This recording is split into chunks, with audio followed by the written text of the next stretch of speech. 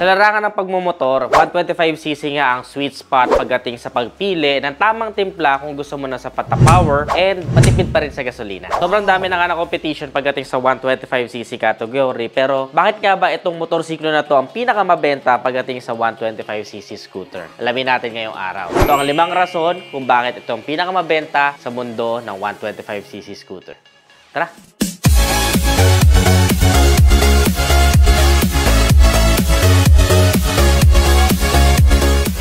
Ang unang rason kung bakit ang Honda Click 125 ang pinakamabenta ngayon sa merkado ay ang kanyang looks. Kung mapapansin niyo, napaka-futuristic na ng looks niya. Bukod sa napakagandang design niya na of course, depende pa rin yan sa taste ng mga riders, ay meron na din siyang modern features kagaya ng all LED na ang kanyang mga ilaw, including yung kanyang mga turn signals ay LED na. Compared sa mga competitors niya na usually talaga, yung mga turn signals nito still bulb type pa. But this one, all LED, including yung mga plate light, tapos itong mga turn signals, LED na po yan lahat. Including yung kanyang digital meter panel, netizens. Kung makapapansin ninyo, sa mga competition niya, ito yung isa sa medyo maganda na rin yung digital meter panel niya. You have all the information that you need. Napaka-futuristic din yung kanyang design. Meron tayong white fonts, blue background, the indicators that you need like fuel gauge, orasan, total odometer, and then kung matipid ka sa gas, yung kilometer per liter, makikita mo din dyan yung gauge. And you have 2 buttons to worry about. We have select para sa trip meters. Ang pinakamalupit pa dyan, netizens, ay meron din siya voltmeter. Napakahalaga niya kasi wala nang kickstart ang motorsiklo na ito. So, mamamonitor mo yung battery health with just one touch of a finger. And then, of course, yung babaguhin mo dito lang sa kabila, yung set. Speaking of futuristic, nilubos-lubos na ni Honda dahil dito sa version 3, netizens. Kung makikita nyo, nilagyan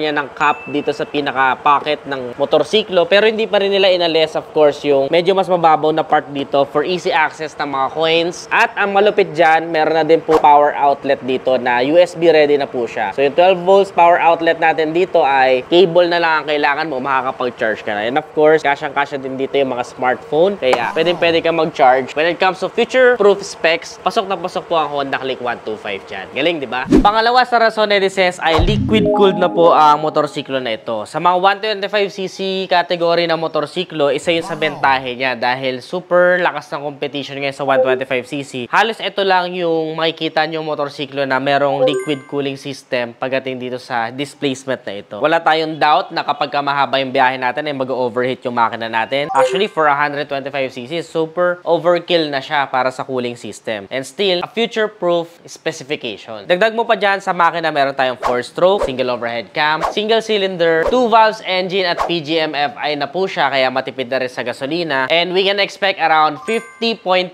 kilometers per liter na fuel consumption dito. Sa fuel tank naman, meron tayo ditong 5.5 liters. Sapat na kasi compared sa iba niyang mga kalaban ay nasa around 4 liters lang. So, napakalayo na rin na mararating mo bago ka magpagas ulit. Though, depende sa point of comparison ninyo, ang isa lang sa points for improvement ko sa kanya is yung kanyang seat storage. Actually, malaki naman siya compared sa ibang motorsiklo pero depende nga sa point of comparison nyo. Kagaya ko kasi may mga motorsiklo din ako ditong na-experience na for 125cc category is mas malaki yung seat storage niya. But this one is still decent pero I think that's worth mentioning if mahalaga sa inyo yung pag-store ng mga gamit. Pangatlo sa dahilan, netizens, yung kanyang braking system. Isa ang Honda Click 125 sa nagpauso or nagpasimula ng combi brake system pagdating sa ganitong category. Sa mga hindi nakakaalam, ang combi brake system is a combined braking system na kung saan kapag piniga mo yung kaliwang brake lever mo ay may sumasamang kanan. 70% yun ay engage sa rear and then 30% naman yun ay engage sa front. So very good ito for beginners kasi kahit na dito ka lang sanay mag-brake sa kaliwa, ay may sumasamang kanan. Pero sa more experienced riders naman, kabisado naman nila yung braking strategy, pero maganda pa rin na may assistance ng combi brake system. So that's something na super commendable for Honda Click. And of course, for the braking system, meron tayo ditong single hydraulic disc sa unahan with Tokiko calipers and of course, drum brake naman sa likod. Isa rin sa maganda sa Honda Click, yung stock tires niya, tubeless tires na po. Pero yung sa akin, which is itong napanalunan ng netizens natin na nanalo na itong Click, ay pinalitan ko na ng Zeneos tires. tires at tubeless na rin po siya. Mas makapit na to at panalo talaga kasi isa sa mga reklamo ng mga previous owners is yung hard compound ng stock na tires ng Clique, which is mas madulas. But this one, okay na po siya. For the suspension naman sa unahan, meron tayo ditong telescopic fork and naka-unit swing naman tayo sa likuran. Ang maganda dyan, pinalitan ko na rin po ng Motaro shock yung likurang suspension ko, kaya mas maganda na yung feedback nito pagdating sa mga rough road. Bukod sa combo brake system, meron din po siyang indicated na park brake lock na super convenient kasi kumbaga sa sasakyan, ito yung pinaka handbrake natin na kapag ka naka-engage yan, hindi iikot yung rear wheels natin, kaya goods na goods ito if magpa-park tayo. At the same time, kung ayaw nyo magulungan yung mga nasa likod ninyo during traffic. Pang-apat na dahilan na i-discuss ko bakit ito yung pinakamabentang 125cc ngayon sa Pilipinas ay yung kanyang comfort. Kung makikita nyo, naka-upright seating position lang ako dito. Saktong-sakto yung taas ng manibela, kaya parang relax na relax lang yung aking positioning ng kamay dito. So para lang ako nakaupo sa sofa, tagmamane-maneho. Yun lang, no, medyo may katigasan ng bahagya yung upuan ni Clique, pero hindi naman to masyado pansin. And for the version 3, kahit papano, nararamdaman ko na medyo in-enhance naman nila na mas makapal ni upholstery or mas malambot na. Yun lang yung pakiramdam ko for this version 3. Pero if same lang siya sa version 2, comment nyo sa ibaba. And of course, we have enough legroom dito para sa mga tall riders ay pasok na pasok pa rin po sa Honda Clique. Maliban na lang, of course, syempre kung medyo malaki din yung angkas mo at uunahan ka ng bahagya, tatama talaga yung tuhod mo dito. Pero for me, since short rider lang naman ako, napakalawak pa ng legroom ko for this one. And since meron nga siyang indicated hooks dito, ay pwede ako maglagay ng mga gamit, lalo-lalo na mga pinamili, pinamalengke, dito sa gitna. One thing also worth mentioning is, ingatan nyo na lang of course yung battery placement ninyo since nandito nga siya sa footboard. Kapag ka merong mga baha, ay huwag nyo na ituloy yung pinaplano ninyong paglusong. Or kung gusto nyo mang lumusong dahil wala na kayo ibang dadaanan, patayin nyo na lang yung makina, tulak nyo na lang para mas safe. Okay? And of course, idagdag nyo pa dyan sa riding comfort is yung kanyang magandang handling dahil napakaganda ng sizes ng gulong niya. Sa unahan, meron tayong 90 by 80 by 14, habang sa likuran naman ay meron tayong tire size na 100 by 80 by 14. 14 inches wheels ay napakaganda ng handling niya, lalong-lalo na for cornering and banking. Even for everyday use ay magugustuhan mo to sa likuan. At isa yun sa mga bentahe ni Honda Clique 125. For the power output naman, we can expect around 8.2 kilowatts at 8,500 RPM. And for the maximum torque, it can produce 10.8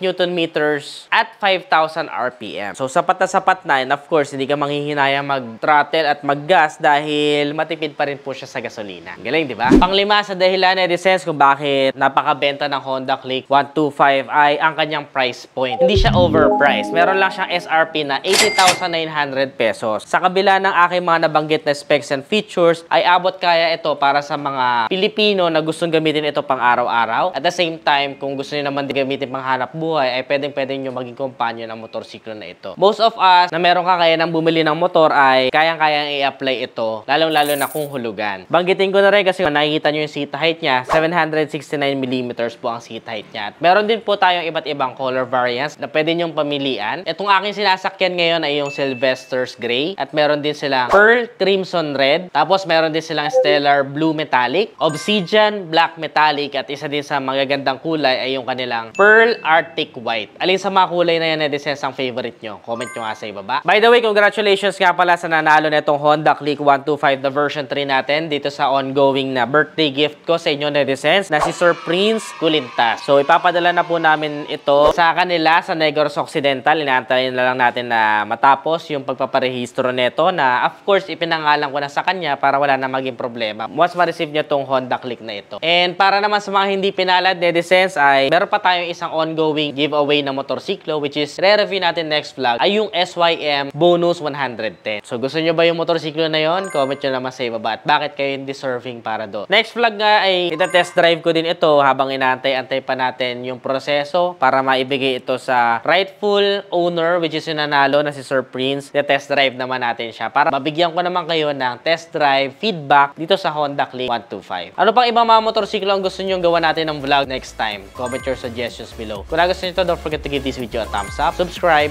Again, this is Adriano. Always keep it cool and ride safe always. Bye-bye.